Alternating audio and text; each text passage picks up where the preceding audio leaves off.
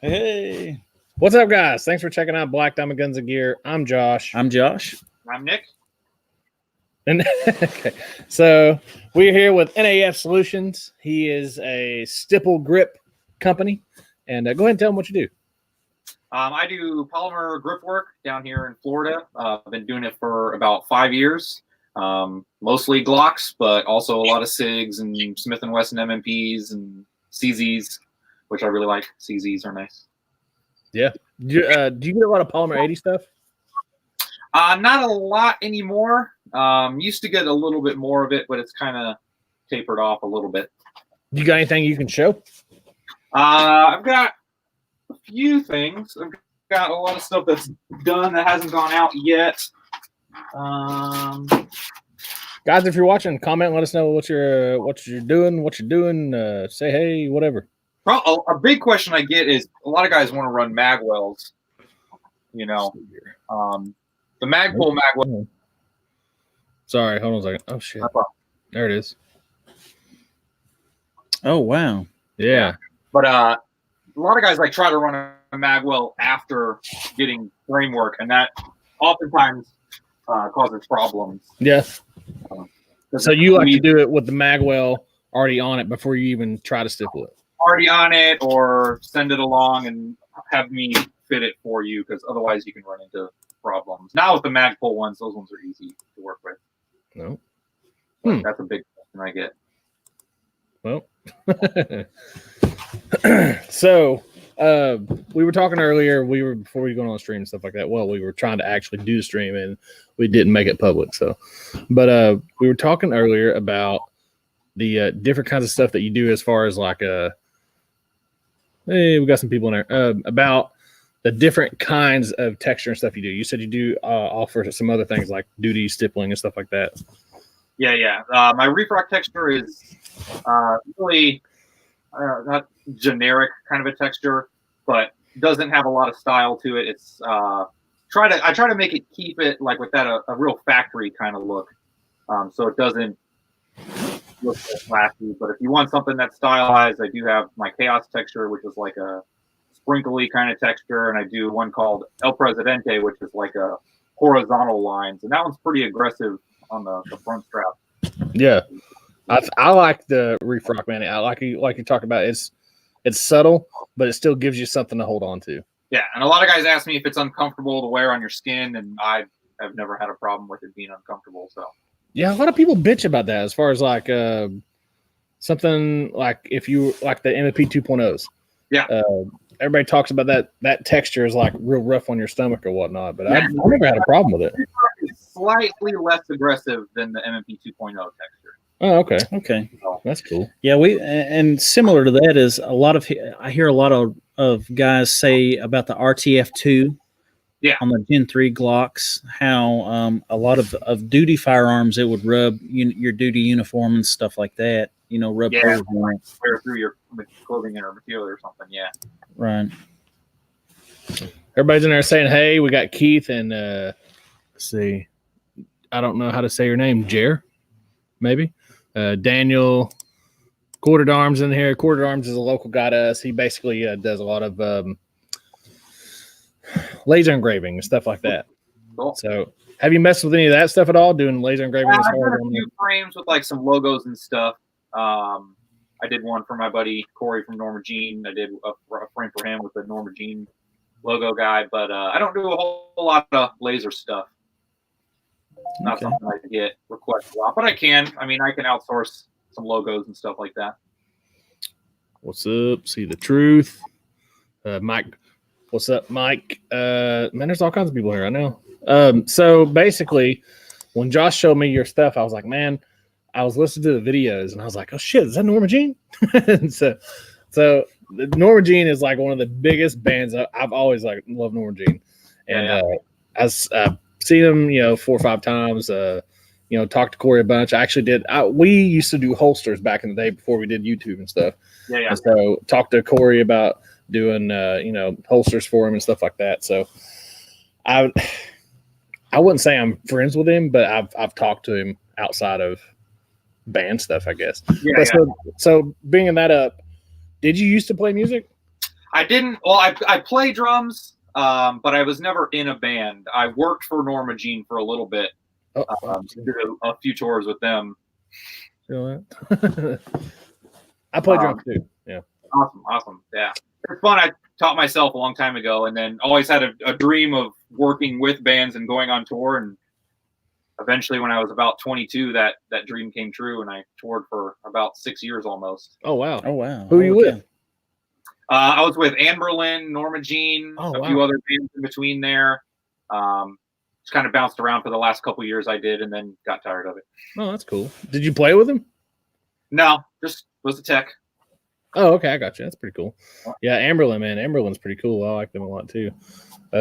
Man, back in the day, like 2005, 6-ish or whatever, when all that stuff was going on, Under Oath, Norma Jean, all that stuff was huge. Yeah. And I got to the Band's Warped Tour with them a couple years, so it was real fun. That's cool. Yeah, man. Went to a couple Warped Tours, not a whole lot. Every Time I Die is one of my favorite bands. Literally. Yeah. Easy Tiger. Nice. Every Time I Die. They called me on the Warped Tour the Anne Berlin guy with the Every Time I Die tattoos. They didn't know. That's awesome. That's cool. I got 5 tattoos from them. I got one of I got Death Becomes Us All on my chest. Yeah. And let's see what else. I got their eye on my ankle. I got their lyrics here on my wrist. I got a bunch of them from them. They're literally one of my favorite bands ever. Yeah. Awesome. I wanted to get I wanted to get one from Norma Jean. I wanted to get the hook guy, swimming. I wanted to get that right down here.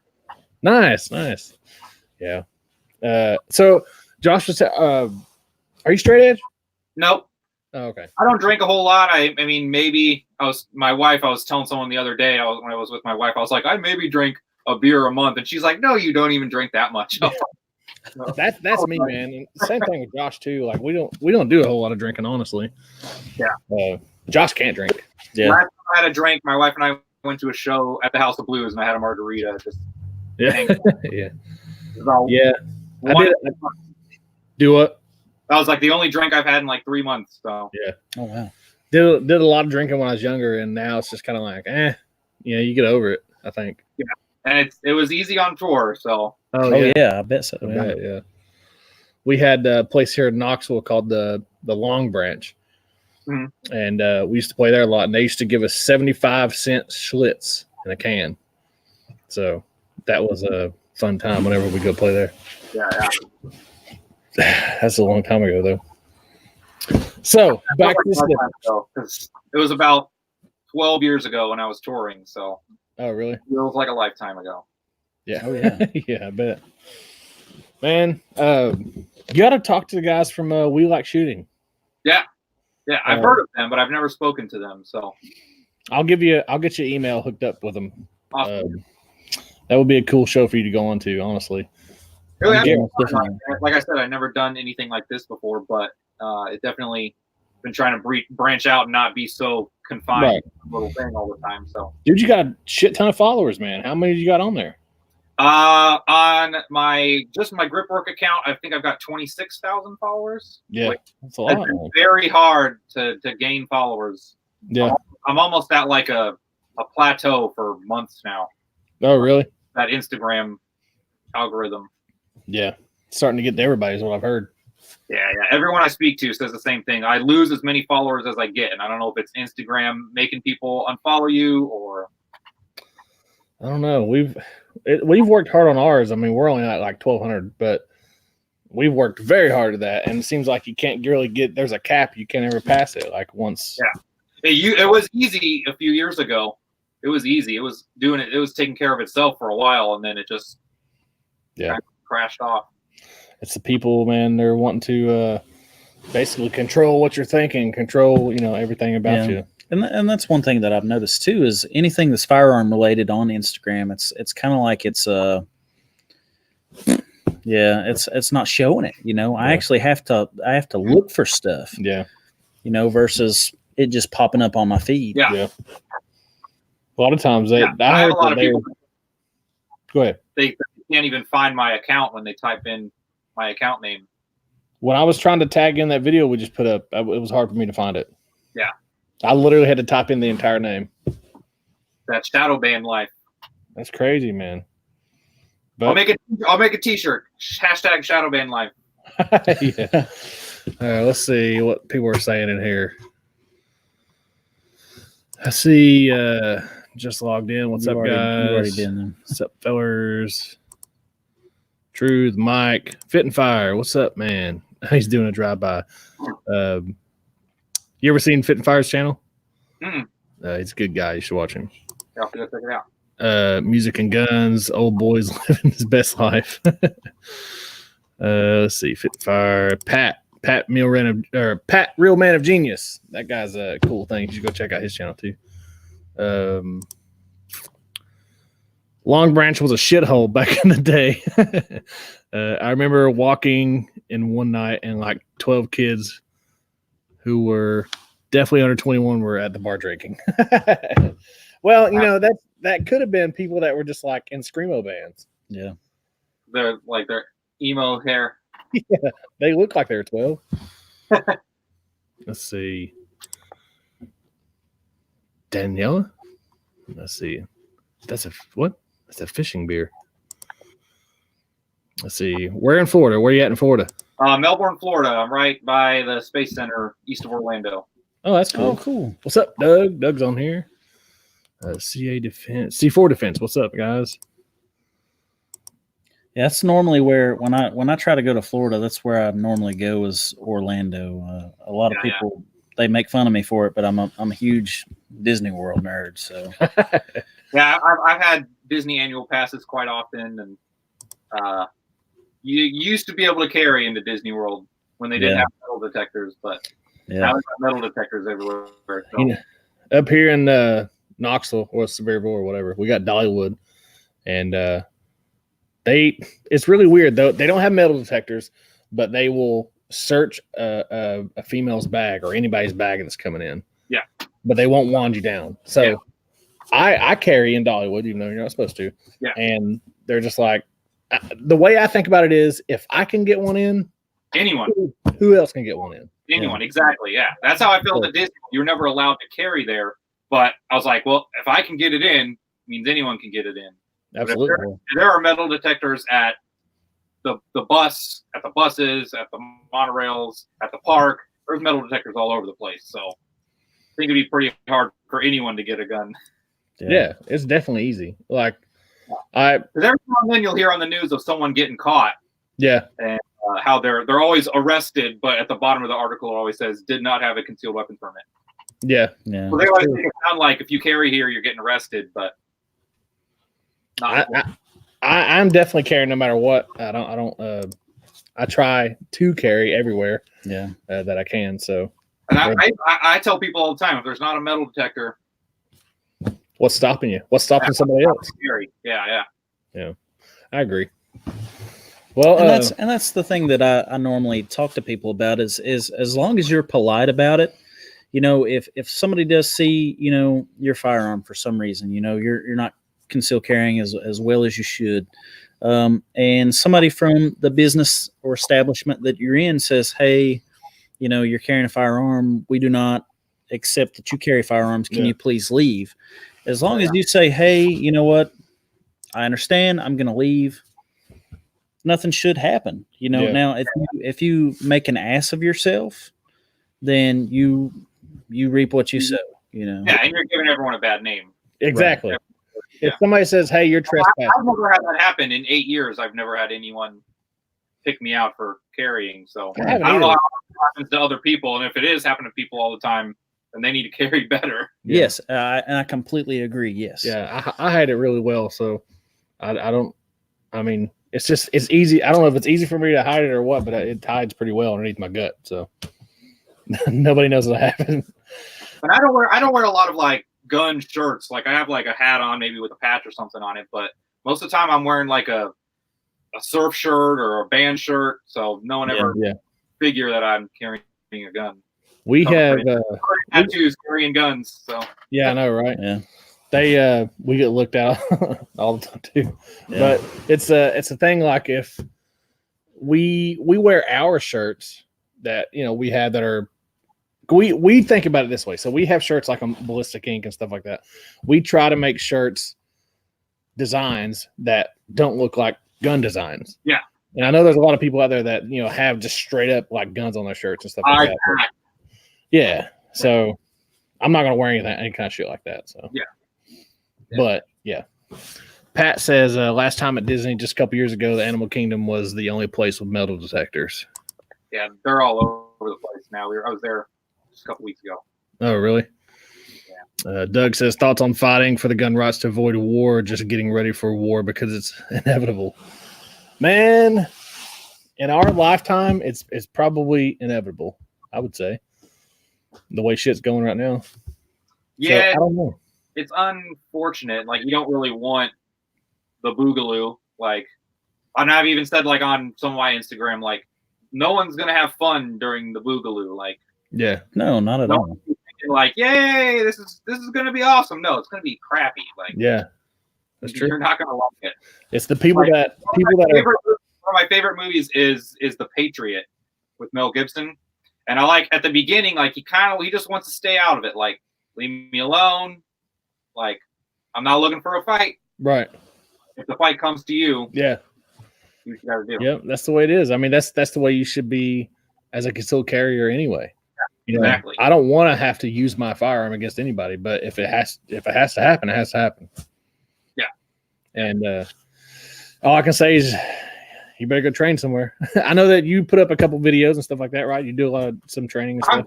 I'm trying to get into that more. So I've got the opportunity and the ability to do it now. So I come up with little drill ideas and post videos.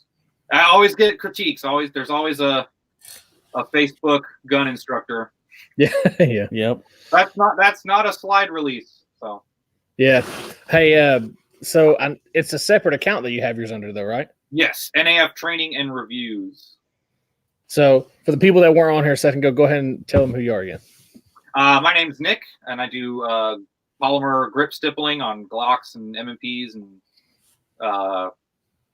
SIG P320s, everything like that. So if you want your grip stippled, this is where you go to. Look him up on Instagram. Is that the best way to get a hold of you? You got a website? I do have a website. The link is on my Instagram, instagram.com/NAF Solutions. That's cool.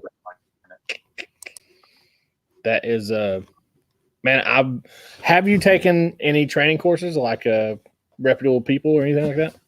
Not really. I've got some buddies who are instructors, and I'll sit in classes with them every now and then. But you can get a lot of good instruction off YouTube. Yeah. And we fire practicing in your house. Yeah. If you haven't checked, you know who James Yeager is, right? Yeah. Man, go to his class. He's traveling right now, actually. Well, he was until he's been doing it forever. Like, I remember when I was starting getting into guns a while back, like there wasn't a lot of people doing that kind of stuff on YouTube, but he was. Yeah. Man, I'm telling you, that class is literally one of the best training classes I've ever been to. And I haven't been to a whole lot. I've been to a couple different companies, but the mindset that you leave there with is what the whole class is about, in my opinion. And it's really cool. You should try to catch him if he's coming down your area. He's really cool. A lot of stuff doesn't come down to Florida, but if it does. Do you know who John Lovell is? The name's familiar. He does Warrior Poet Society. Yeah, I know. Yeah, dude. I have not trained with him yet, but dude, he's a really cool dude. We got I watch Warrior Poet Society on YouTube quite often. So I put YouTube on when I'm doing grip work. So yeah, I'll either listen to training and then it gets in my head to what things to do at the range, and then. If you had a bucket list training list like to go to, what would it be? I would like to go. Probably do something with Cogworks. They make the extended slide release for Glocks. Yeah. Always wanted to shoot with my friend Drew and Lucas up at T-Rex Arms in Tennessee. So I know someday I'll get the opportunity to get up there and go do that. But yeah, I would like to go take some stuff from him. Make time to do that. Yeah, dude, Lucas is cool, man. Like I would definitely like to take a class from him.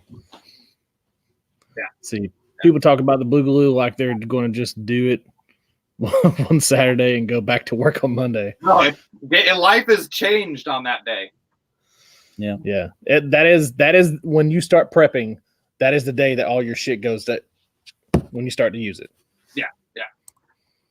See, are you guys putting as much info into general during prepping? prepping as man? No, honestly, I'm not. I mean, I don't know if I'd put it out there on the internet if I was anyway, but I'm probably not as prepping as much as I should. Yeah. I mean, I've got a few sets of body armor. I've got some food and water and like a few 20 of those 25-year food buckets. But I mean, that's always good to have around for hurricanes. Yeah. Well, you're in Florida, so that's all my hurricane prepping. Not a lot of hurricanes come through Tennessee. No. So you said you were wanting to give away a 17 size frame. Yeah, I picked up a bunch of frames from the range that I shoot at, and so I figured I'd give one away. Do some grip work on it. It's just a Gen 3 1722 frame. Oh, that's cool. Whatever anybody wants for grip work on it. We just got to figure out how we want to pick a winner. How we're going to do it is we're going to come up with a question. We're going to ask everybody in here, and whoever answers the question correctly first will win the frame. But I don't know what question to ask anybody, man. We should have been more prepared. I don't know. We'll figure something out. See, Doug says, alumni, baby. Doug's been down to tactical response a couple times. I say more than a couple times, really. I've seen him do a couple different Instagram pictures and stuff of him down there. Let's see. Lovell is going to Camden for training. Oh, that's cool, man. I would love to go down there and go into a class with him and James Jarrett together. That'd be awesome. Let's see. So, hey, there's Dustin Collins. And this is, let's talk about your stippling a little bit. What started you in doing pistol stippling? So I've always liked working with my hands. Like when I was touring, I was a guitar tech, so I was always working on guitars and taking things apart. Like I've always done that. And so when I quit touring and finally was able to get into guns because I was actually not traveling all the time, I couldn't help but mess with them all the time. And so I started getting into what mods can I do on my own without having to pay somebody because I'm just being cheap. So I figured there wasn't a lot of people doing stippling. There's only like one or two companies at the time that did stippling, and so I was like, I can figure out how to do that. It's a soldering iron. I've used a soldering iron on guitars for years. So I started doing that. I ended up selling like one or two of those guns, and the guys I sold them to were like, who did the stippling? And so well, I did. And they're like, well, you should do that. And it put a little bug in my head, for a couple years. And I did some buddies' guns just for fun over a couple years. And then needed to make a little extra money a few years ago. And so I partnered up with this local shop that is here in town and worked under their FFL for a few years. And then that grew it from that, and then got my own FFL. And that's cool. Doing it. We're in the process of trying to get our FFL and stuff like that. Yeah. Because doing reviews or whatever you want to call them. I don't call them reviews because we're terrible at reviews. So, they're way easier. Yeah. Sure. But they, they got to send us shit. So I guess that'd be the easiest way to do it. Yeah. But how long are you guys in the process? What FFL are you trying to get?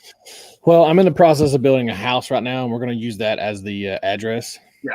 So when that house gets done, that's the address we're going to use, and hopefully it'll be done here in the next 2 months. So yeah, honestly, it's not hard. I get people asking me like, how hard is it to get an FFL?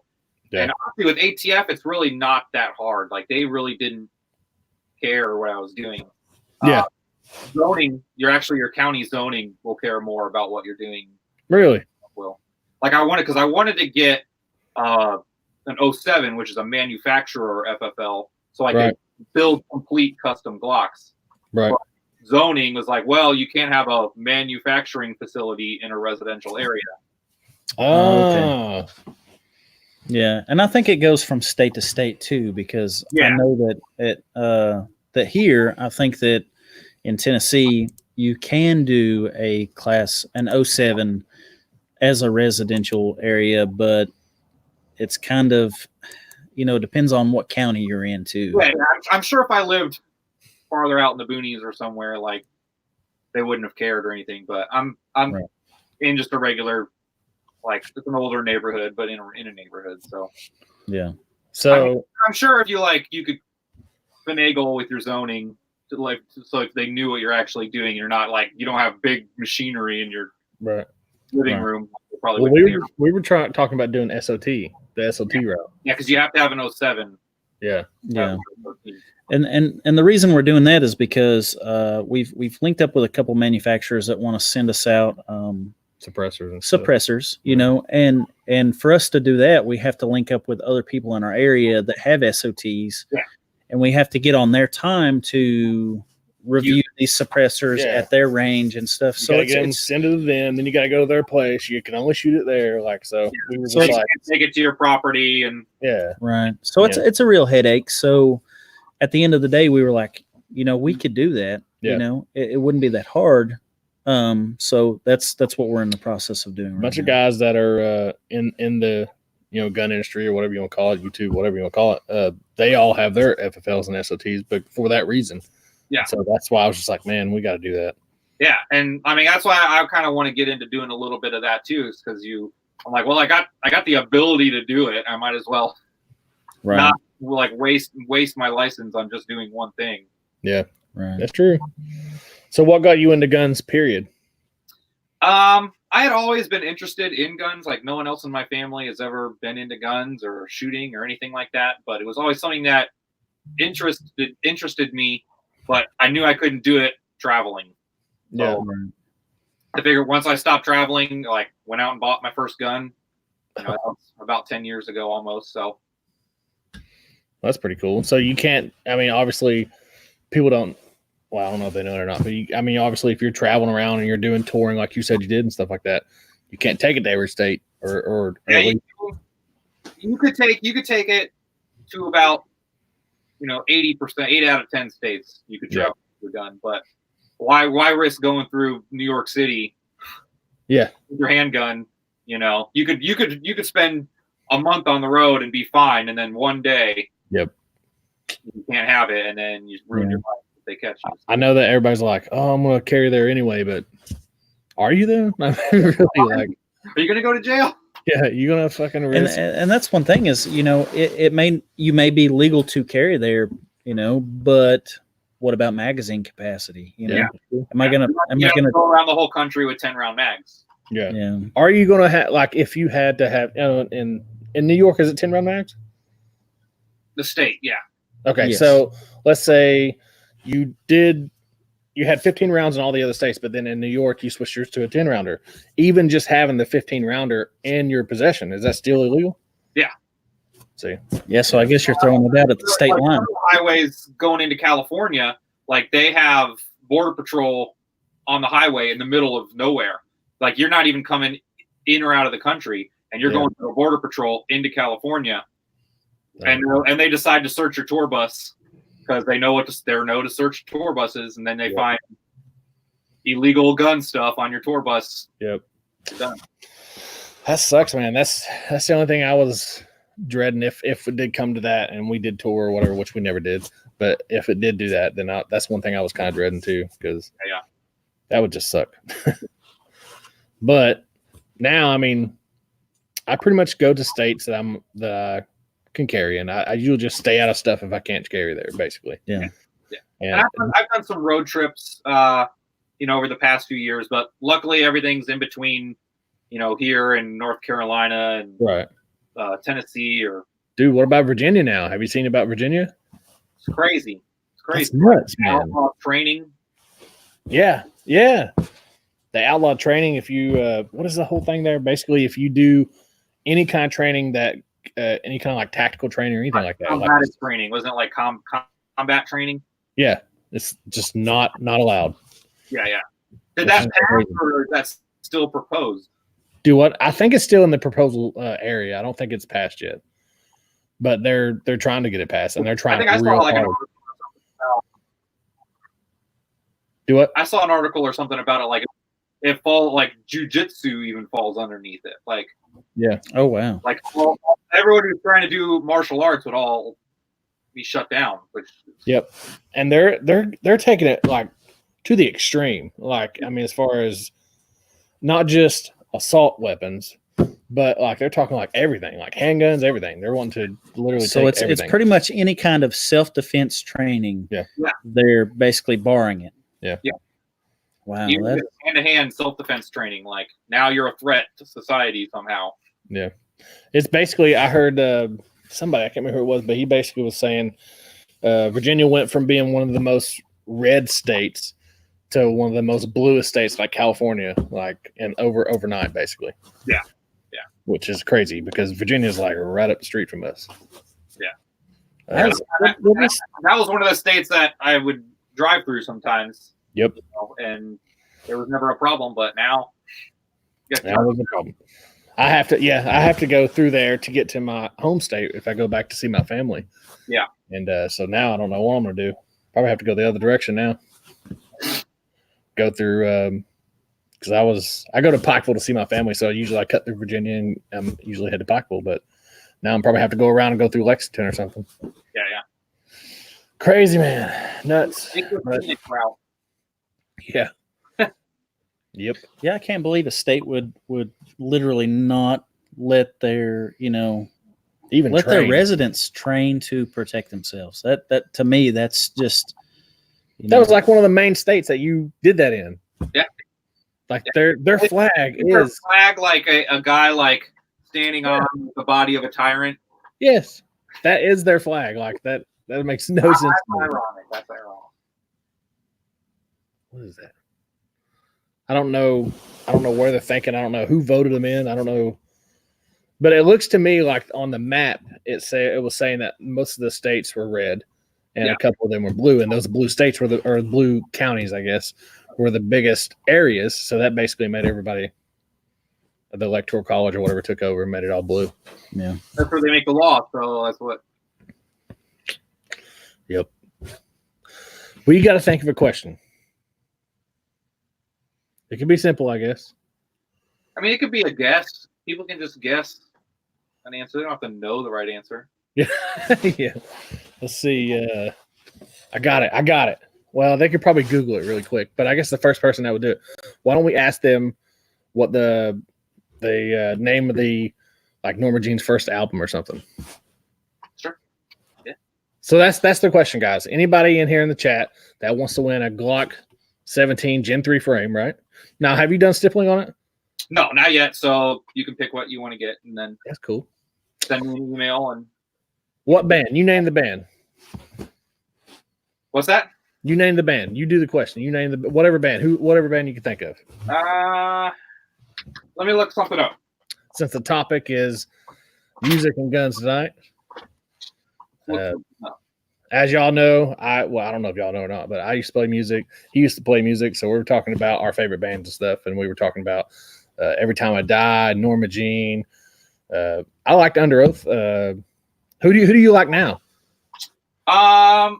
Or do you kind of still stick with the old?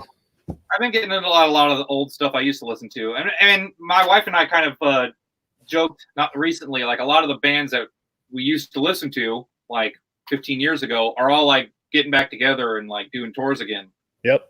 So it's like we kind of like can relive our past a little bit. We used to play with a band called Red Morning Vorage, and the guys, they split up and they moved to Nashville. They were from I think they were from Indiana or something like that. And they split up, went to Nashville. They made another band called Sweet Talker. I don't know if you've ever heard of them or not. Anyway, their drummer left, and he is now playing for He Is Legend. Awesome. Yeah. So we went to go see them. I didn't know that until we went to go see him in it was either Nashville or Atlanta, one or the other. We went to go see him a couple months ago. And he just like walks out on stage, and I'm just like, "Oh shit, that's Jesse," Yeah. And once he got off stage and stuff, he came out and talked to us. He's like, "Oh man!" So we haven't seen him in forever, but the fact that the next time we see him, he's playing for He Is Legend, I was like, "Oh my gosh, man!" That's cool. Yeah. All right, so I thought of a question then, because when I was Norma Jean's guitar tech, our drum tech, my friend, he is now their drummer. Okay. So the question can be, if you can figure out Norma Jean's current drummer's name, you can win. There you go. There's the question, guys. Anybody in the chat with the first correct answer of the current drummer of Norma Jean, the band, will win a Gen 3 Glock 17 frame. Yep. And with the free stipple job on it, right? Yep, free grip work. Let's see. Got to pay attention to the Wow, comments. that is cool. Huh? That is a hell of a. He'll like this that I'm talking about him. So that's cool. That's the old drummer. Yeah, that's not. Yeah, that same thing. Yeah. Daniel Davison actually plays for Under Oath right now. Oh, is he? Yep. I know he was with Every Time I Die too for a little bit. Yeah. Oh no. Well, no, it is. It is Every Time I Die now. Yep. Because it was Under Oath before they split up, and then he went to Every Time I Die. And because when he went to Every Time I Die, I was like, oh man, that means they're gonna split up. Because every band he's been to, it's like, right after that, and I was like, let's see, is that right? No. I don't know their first drummer.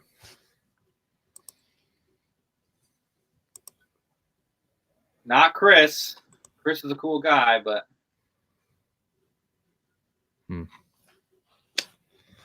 That's a toughie, I guess. That's a toughie, man. We have everybody stumped. Corey wasn't their first vocalist either. No. Very soon after the first album release, he became their vocalist. But that's my wife. She said, "Me." I wish you were. That'd be awesome.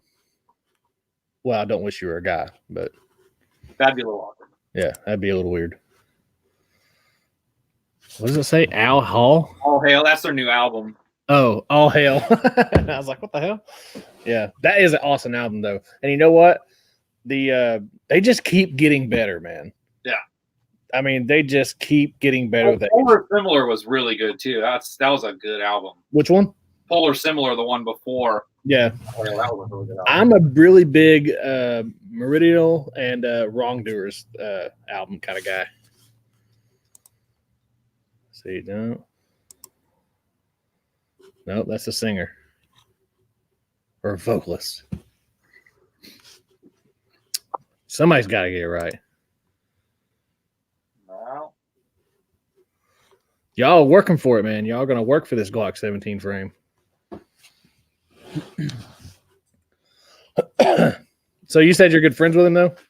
Yeah, I mean, I've known them. I haven't kept in touch with a lot of people from touring back in a long time ago, but there's some of the few people that I have stayed in touch with over the years. A few friends out in California that I stayed in touch with, but all of them, they all happen to be into guns too. So it's man, Corey's into guns. That's what I was saying. I was talking to him about doing holsters for him a while back. Yeah.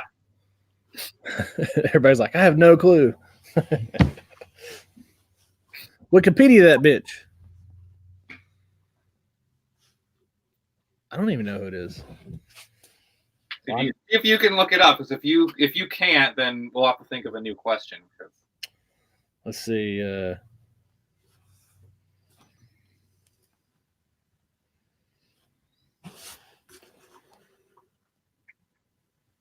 You know what the first thing that pops up is? Daniel Davison. But we all know that's not him. Let's see what we got. Clayton Holyoke. Josh Scoggin. No. Ryan Ledger. Ryan Legger? No. No. Isn't that Legs from Every Time I Die? Let's see. Grant Brandell. Nice from Under Oath. Everybody just naming people now. They're not even looking it up.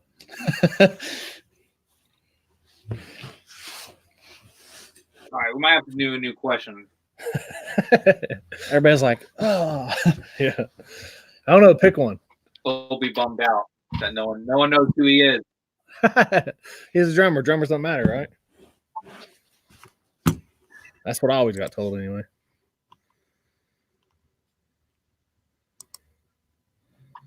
There it is. Ah, okay. Matt Marquez. Christian Grist. I don't know. Anyway, so I guess best way him to get a hold of you is follow you on Instagram and message you. Instagram, or you can email me at nafgripsolutions@gmail.com. Cool. Christian, you won a Glock 17 frame. Yeah, guys. Yay.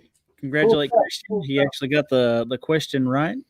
Right answer. First one. So let's see. He'd guessed a lot before that. Yes. Somebody knows who you are. Somebody knows who you are. That's awesome. Yeah. Are they on tour right now? Yeah. Well, I think actually they just finished. They came through Florida a few weeks ago, but I think they just wrapped up. Yeah. That's cool, man. I wish a part of me still wishes that I could have, could have done that, but I just know now that there's no time, no way it could happen. So. I mean, I still don't. I don't know if I could do it still, like after all this time, like because the people who are doing it now are I was friends with back then, and they've still been chugging along for almost 12 more years. So yeah, dude. I mean, like when you get to that point where you're successful, it's not as bad, you know what I'm saying? But when you're struggling, and you're living in a van with 5 people, and you're eating freaking raviolis out of a can, like that's rough, man. But if you're doing that when you're younger, not a big deal. Yeah. Doing it when you're 30, 40 years old, probably a big deal. And then you're that old jaded guy that talk to you. The thing is now those guys are our age, so they are in their 30s and stuff. So some of them are a little bit older than us. Yeah, one of the last tours I did, I was the oldest guy on the bus, and that's not. Really? I'm reaching the end. Yep. That's awesome. Let's see, Mike, they've had a lot. Yeah. I don't know how many drummers have they had? At least 4. Yeah, at least 4 that I know of. And the last one I saw, I can't remember the last show I saw them at. I think it was, I want to say at least 3 years ago. I know. I mean, Matt's been playing with them for a while. Yeah. But it's been about 3 years since I've seen him, so yeah. He was probably playing with them then. Yeah. He's got long hair. Yeah. Good drummer, man. Yep, he is. Do you got any frames or anything like that you want to show on there? To give I've got my give Christian an idea, I guess. Got my EDC. This is my 19 that I carry. See that thing. Got the stabilizer cuts. I got an agency trigger in there, which it's all right. They feel a little bit differently than like the Overwatch and all that kind of stuff. But honestly, you don't need anything too fancy, but it makes a big difference. Like taking the finger grooves off and getting an undercut and some stabilizer cuts make a big difference. Check it out. We can do a screen share here. Oh. And let's look at this post here. There's one slide. This is all his work. This is his Instagram page here. Those 3 are from today. That's the SIG I just picked up. Let's see. I was trying to zoom in.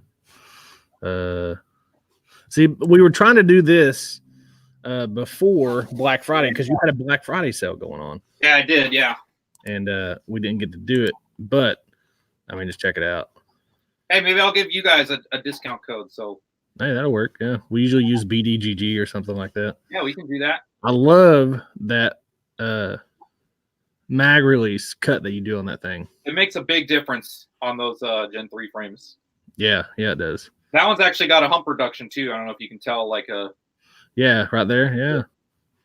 See how straight it is? Changes up the feel of how it points a lot. Oh yeah. And guys, if you follow him on Instagram, I don't know if you do or not, but he puts up a lot of videos and stuff showing him doing it, and a lot of it is like this, where it's real fast, so he just sped it up. And usually it's paired up with pretty awesome music, guys. So. Yeah, all the bands that we've been talking about, Norman Jean, Every Time I Die, all that kind of stuff, they're all in all these videos. This is his most popular stuff, Reef Rock, right? Yep. And it just that looks awesome. That bottom frame on that 26, that's my most basic package. You just get full texture and a single undercut. So that's my EDC package. If you want just something real simple, yeah, I try to keep it real inexpensive. You know, a lot of guys out there are starting at $275, but I'm under $200 for any frame size. Can't beat that. Look at that full size 19X. So, what is your favorite handgun to stipple? You look at my logbooks, and it's more than half of it is Glock 19s. Is that? Did you do anything with that? Glock. Yeah. That's my new baby right there. Never had a 1911, but picked one up for Black Friday. Yeah, that's freaking rad right there. We were talking to a company. I can't remember what the name of the company is called. Lock Grips or something like that. LOK Grips. I don't know. They make a bunch of grips, and he was asking us about stuff, and we're probably gonna get these two 1911s from SDS Import, so they want us to do a review on. And so I was like, dude, let's get grips for them. Might as well. Yeah. I have one 1911 with my grandfather, so I'm not going to put grips on that thing. You know, it's still got the bluing and everything. Actually, it has like sweat marks from when he carried it for so long. Right. So it basically wore everything off of it. And my dad, he was like, I'm thinking about going to get this redone. I was like, nope. I was like, it's patinaed. Don't touch it. Just leave it alone. And put it in a frame on the wall. Yeah, it's from man. What year was it from? I looked it up at one point. It was from like 54 or something like that. Yeah, it's a Colt. What is it, like gold medal match or something? Yeah, something like that. It's an old one, but now that I got it in my possession, it pretty much sits in the safe and doesn't do anything else. Yeah. And it's still got the old wood grips that has like chips off in them and stuff like that, where he's like dropped it or something. I don't know, but yeah. That's real character right there. Yeah, you can't recreate that, you know. No. That's why I was like, nope, don't touch it, man. Just leave it how it is. Yeah, I've got a neighbor that was in Korea, fought in the Korean War. Oh, wow. He was telling me a story one day about how they had a plane that went down, and him and his buddies had to walk back through the jungle, and all they had was their 1911s. Really? Oh, wow. Holy cow. That's crazy. I can imagine that, man. Through Korea with only a 1911. Yeah. Did you serve? Have you served? Nope. Yeah. Like that's one thing. Like if I could go back in time, and if I didn't tour, I would probably do something military or long. I always said that too, man. I'm like, I wish I had served, but I didn't. Yeah.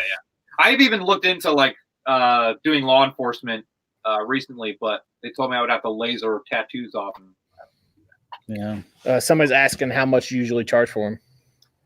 It depends on the frame size. Like subcompacts, the EDC package, like that simple one, is $125, and then a full size, a compact is $150, and then a full size is $175. That's cool. Is that a chop tattoo? What are you talking about? Yeah. Let's see. Man, I haven't done anything to my hands yet. Josh has his hands done. Yeah. What do you got on your hands?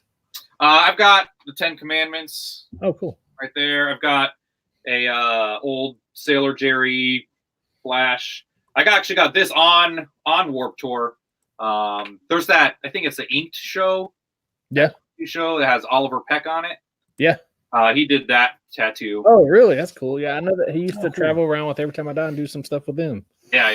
So he did that, and he did one of my Every Time I Die tattoos. And that's pretty rad. Yeah, he was on that Shit Happens DVD. That's where I first saw him at, when he was playing around with him. Yeah.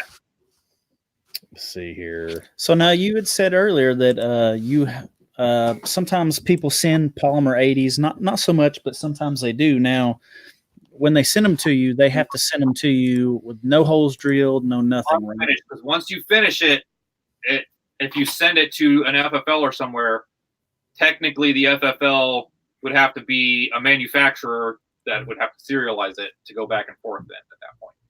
So because all you're doing is drilling a hole, but right. Yeah. This guy asked if you could do a 17 to a 19 long. I can do grip chops. Yeah, I do that pretty regularly. Chop it down, make it a 19 size frame. Yep. That's cool. What would you do with it as far as like the magwell? I can put magwells on a chopped frame. Really? Like I said, I just need the magwell and get the angles right. And I guess as long as they supply the magwell, yep, put it on there, whatever. That's cool, man. I didn't know you could do that. That's actually pretty neat. Yeah. Did not know that. It just requires getting the angle of the bottom just right to fit the mag well. Yeah, I don't think I've ever had any stippling other than Josh has done a couple of stipple things like that. Just I think he did a sunburst on one and a couple of things, but it was nothing crazy. But I don't think I've ever had one professionally done before. Well, I'm your guy. Yeah, now's the best time to do it, I guess. Yeah. And if we wanted to do like a code for your guys' subscribers or followers or whatever, we could do like BDGG10 and everyone can get 10% off. That's cool. You get 10% off less than $200 package. So that's cool. Y'all heard it there. If you want to use the BDGG10, we'll use that as a code. Go there and get 10% off your purchase. I try to make ordering really simple. You just download my order form off my website. There's shipping instructions. Everybody thinks shipping a gun to an FFL is hard, but you just can't. Ship it straight to FFL, right?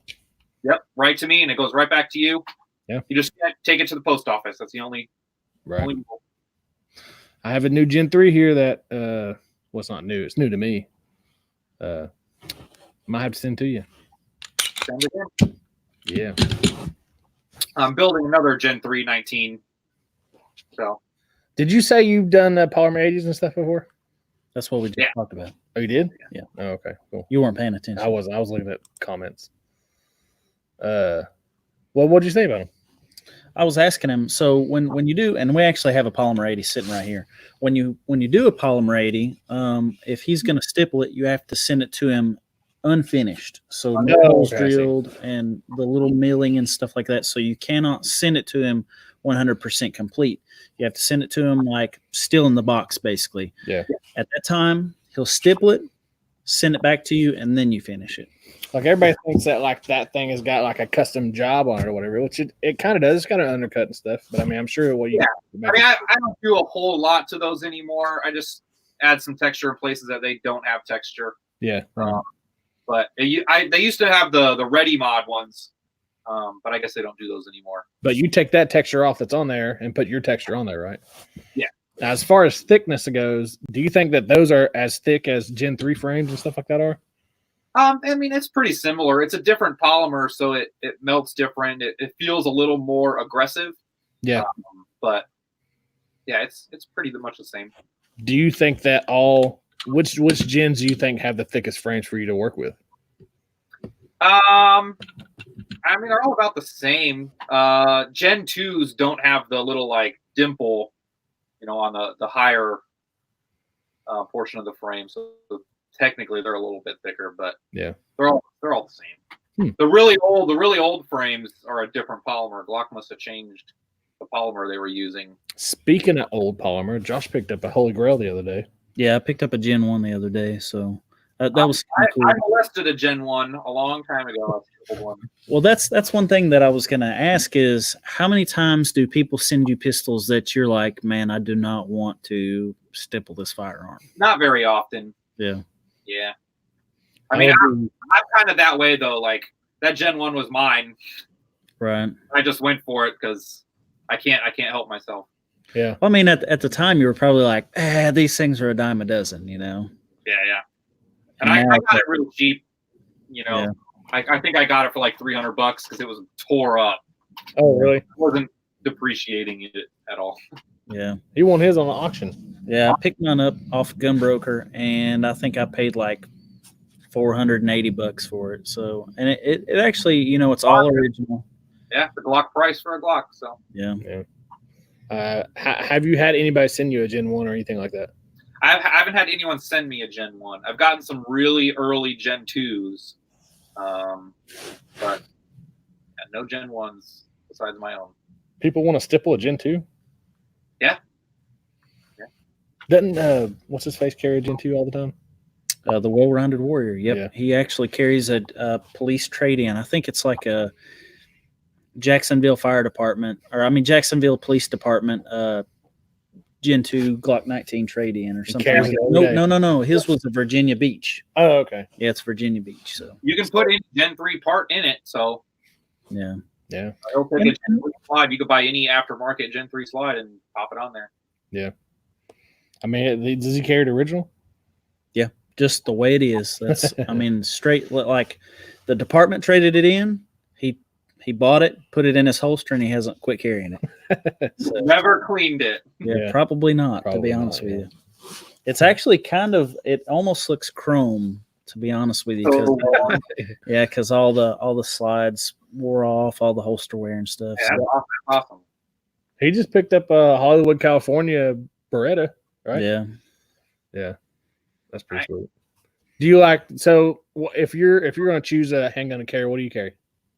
Mostly I carry my Glock 19. I've been carrying around that 1911 a little bit just because it's so nice. Yeah. But mostly a Glock 19. I ordered a holster for that SIG X carry that I just picked up yesterday, so I'll put that into the rotation. But yeah, I haven't really carried anything but a Glock, I don't think. I've carried some stuff. I've carried a CZ, the P10C. Oh yeah, I really enjoy it. I carry that Smith & Wesson M&P 2.0. Yeah, every time I carry a shield, like in a pocket holster. If I'm going somewhere real casual, I'll carry a shield and a spare mag in the other pocket. But I had a 43. I never carried it. I take that back. Like, I'd put it in a pocket or something if I was going to the gym or something crazy, like where I didn't have to or couldn't wear a holster or whatnot. Yeah, like you're wearing sweatpants or something, or if I'm taking a walk on the beach. Yeah, so I carried it, once or twice, not a whole lot, and then sold it. Now I have a 43X. I don't ever carry it either, so I don't know. I'm usually stuck with a 19 or a 26, I guess. Yeah, mostly 26. I usually carry 26. I mean, if you're there's really not that big of a difference from the 43 to the 26. So yeah, that's true. You can pocket carry a 43. You can pocket carry a 26. It just depends on if you want your pants to droop or not. Yeah. If you're wearing ball shorts, they're gonna. And then you can use the 17 mags as a backup mag. So yeah. That's why I've always carried double stacks. That's why it's hard for me to switch over to a single stack, because of that factor of, well, now I don't have a 17-round magazine as a backup. Yeah. And that's what I've always carried. So, well, not only that, I mean, a lot of people don't. The reason I carry a Glock firearm is because I also have a pistol caliber carbine that takes Glock mags. Yeah. So I have I carry a Glock 19, and my same magazines will fit in my PCC. So, I mean, why not have the best of both worlds? Yeah, no, I love doing that. Like, I've had a number of 9mm Glock mag pistols, carbine. And you fold it up and put it in your backpack, and there it lives. You put a soft body armor insert in your backpack with it, and you're ready for anything at that point. Yeah, I agree with that. I'll agree with that. I mean, most of the time they take everything up to 26 mags. Yeah. So. Now, because then you can carry around a couple 33-round mags in your backpack. Yeah. No. Yeah, you're right. That's true. Then you can brag about how many rounds you have on you. Yeah, we all know they ain't for rounds, they're for malfunctions. Yeah. But most people are like, "Oh man, I can't believe you carry that many rounds." It has nothing to do with rounds, man. Yeah. But they don't know that. Hey, nobody brought too many rounds to a gunfight. That's true. No, that is very true. Oh man, I brought too many bullets. Yeah. Did you hear the story about the guy?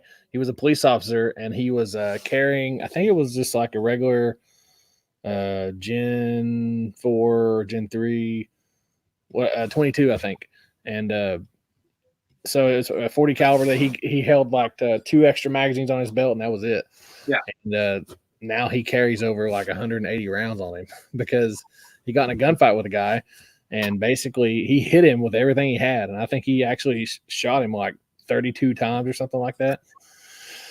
So it was past the amount of ammo that he had, and it was like on his last like 2 shots that he had, and he was actually, the guy got hit himself, and he was underneath a car, and actually I think he shot him in the ankle or something like that, and he fell down. He actually then got a headshot on him underneath the car, but it was in his last 2 rounds that he had. Like, it was crazy. So ever since then he's carried like 5 extra magazines and like a couple of different sticks, and then the side of the door and stuff like that. How his military loadout? He's got 7 magazines.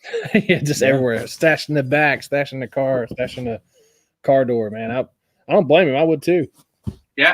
I mean, in my backpack, I've usually got about 3 or 4 mags. That's what I do, man. We usually go to the range a lot because we have do videos and stuff like that. So I usually keep my ammo can in my truck. It usually doesn't leave my truck because all we shoot is basically 9mm, and all my magazines and stuff. It's all in there. So all that stuff's in there. But the ones I keep loaded on me is like three or four different magazines in a backpack. It's like a ready bag that has like some water filtration, fire stuff, starters, stuff like that in it. An extra ammo. Yeah, and extra ammo. Yeah. Stuff to get home with. Do you have a go bag or whatever? Yeah, I've usually got a bag. Like I said, I don't have a 9mm PCC anymore, but usually I had something like that, like a backup gun, a soft body armor insert, some medical gear, sometimes some snacks, headphones for your iPhone. Yeah. We gotta have those, man. Something that if you had to like sleep in your car overnight, you had everything you need, Yeah. I was listening to it. You know who Pat McNamara is? Yeah. So I was listening to him and he was like, you need to think in hours and not days. So when you pack your bag, you need to pack for hours, not days, because more than likely you're going to just be trying to get home versus being away for 2 or 3 days or whatever that they say you're supposed to pack for. Yeah, and, that's kind of the way I've been looking at it recently. I mean, I don't carry a huge go bag; I carry a small go bag, But I make sure I got something to keep warm, something to drink, extra ammo to get me back to my house. Basically, is the way I look at it. And a couple stuff like that, sleeping bag, all that kind of crap. Yeah, I mean, all that stuff's great to have. You never know. Phone charger. Nowhere, and your car breaks down, and Yep. I want to make sure I'm able to drink some water. Yeah. Make sure my I carry one of those. I bought one of those. What is the battery pack that is really?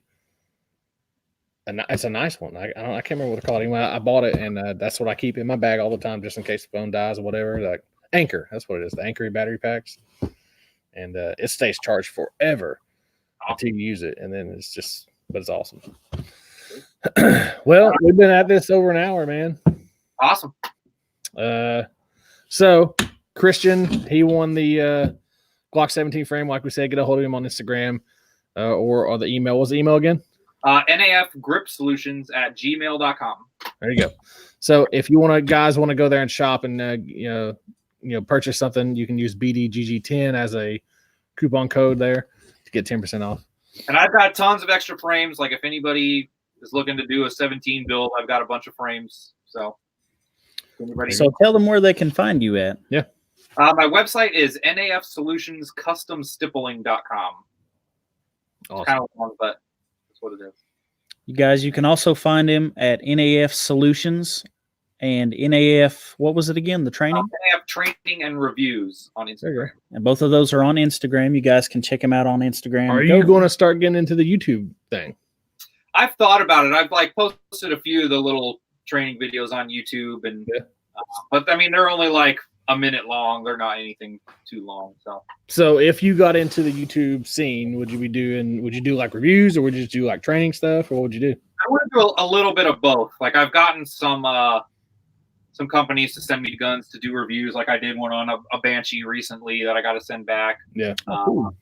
And I'm supposed to be meeting up with Keltec on Monday to talk to them about maybe doing some stuff. So that's cool. They're just to drive up the road. So heck yeah, you should try to come out to the Iraq Veteran 88 range day. Yeah, I thought you guys did that. That's awesome. I mean, I've never gotten the opportunity to go to any events like that, but I would love to do stuff like that. We'll get you an invite for next year. Awesome. That would be awesome. Yeah. I go to all those things like I've known on Instagram for years, but I've only met a handful of people in face to face. So it'd be awesome to actually shake more hands. Yeah, man. Oh yeah, we'll make sure you get a invite to it next year.